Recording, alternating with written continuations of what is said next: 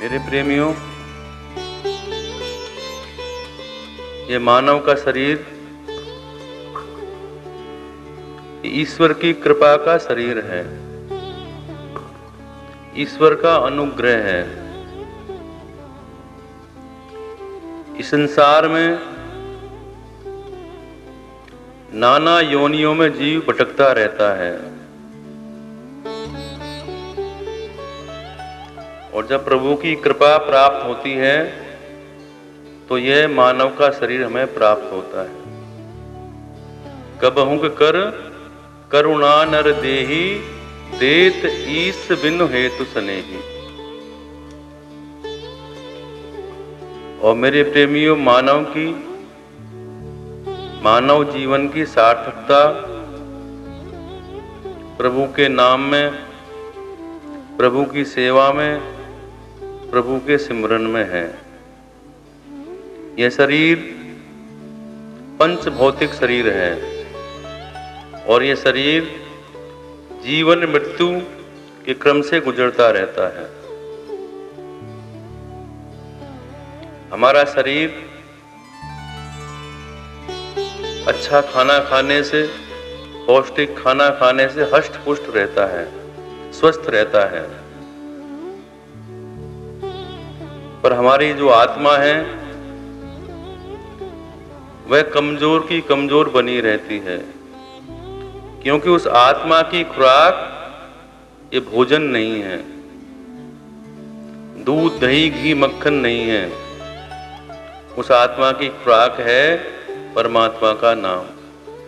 जब हम परमात्मा का नाम लेंगे तो वो हमारी आत्मा हष्ट पुष्ट होगी। ये शरीर अविनाशी है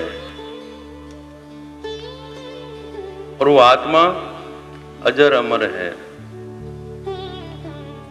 तो हमें उस परमात्मा का संकीर्तन नाम लेना चाहिए, जिससे हमारी आत्मा हष्ट पुष्ट रहे और हमें परमात्मा की ओर हमारा गमन करवाए।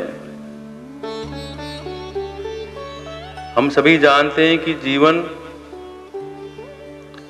जो हमें जीवन मिला है, इसका समय निश्चित है, कोई भी अमर नहीं। और निश्चित समय में हमें शुभ कर्म करना चाहिए। कब हमारी आयु का अंत हो जाए कोई पता नहीं। इसलिए किसी कवि ने लिखा कि क्षण भंगुर जीवन की कलिका, कल प्रात को जान खिली न खिली। मलियाचल मंद सुगंध पवन, कल प्रात को जान चली न चली।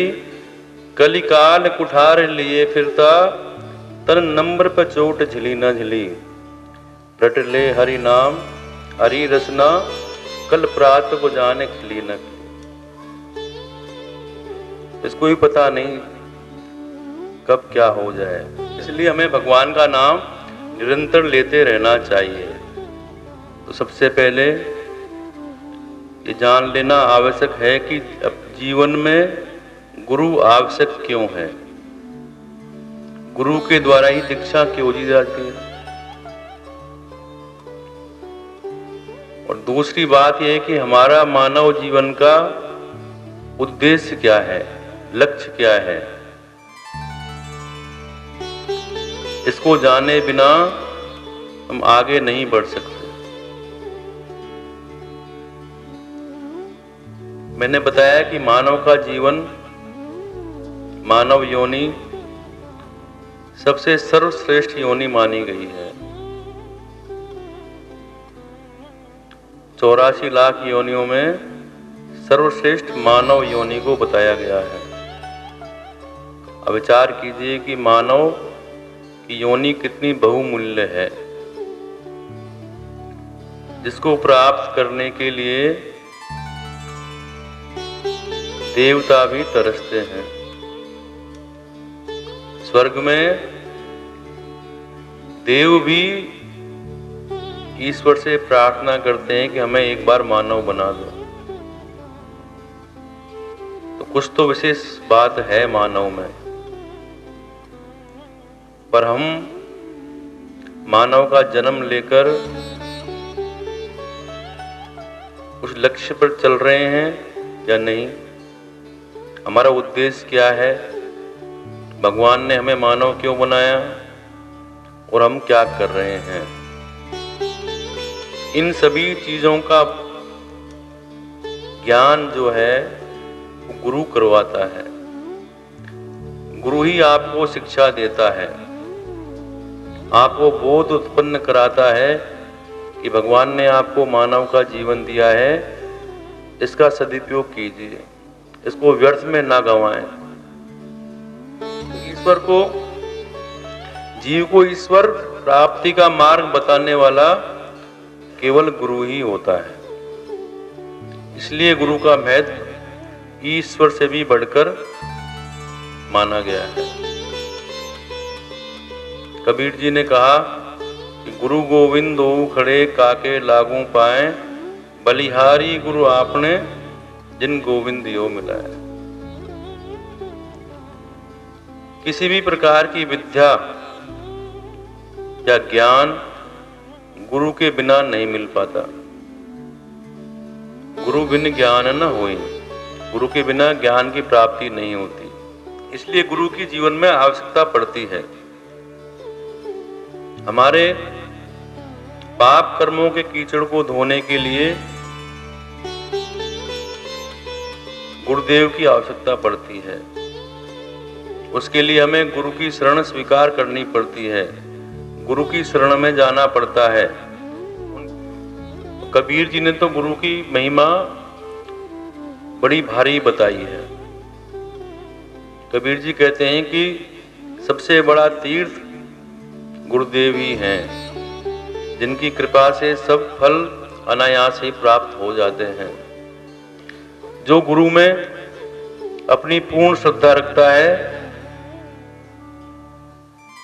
तो उनका निवास ही काशी मथुरा बन जाता है। वो मोक्ष प्रदान करने वाला है। और तुलसीदास जी ने सर्वप्रथम गुरु की वंदना की रामचरितमानस में कि बंदों गुरुपद पंकज कृपा सिंधु नर रूप हरि, महामोहतम पुंज जासु वचन रवि कर निकट। और कबीर जी भी यही कहते हैं कि तीर्थ गए तो एक फल, संत मिले फल चार, सदगुरु मिले अनंत फल, कहे कबीर विचार। मनुष्य अज्ञानी है, उसका ज्ञान जागृत नहीं हुआ। ज्ञान जागृत कब होगा? तब गुरु कृपा करेंगे। तो जीव इस भौतिक जगत को ही परम सत्य मान लेता है। जो संसार है वही सत्य है, उसके अलावा कुछ नहीं। और जो उसका मूल लक्ष्य है वो हम उसको भूल जाते हैं। तो इसे अज्ञान का नाश कर उस परब्रह्म पर का ज्ञान कराने वाला गुरु ही होता है। तो किसी आचार्य गुरु से ज्ञान प्राप्त करने के लिए सबसे पहले समर्पण की आवश्यकता होती है। अपना मन और बुद्धि का समर्पण, समस्त इच्छाओं का समर्पण, वासनाओं का समर्पण, अहंकार का समर्पण, तभी गुरु का प्रसाद या उसका आशीर्वाद शिष्य को मिलता है।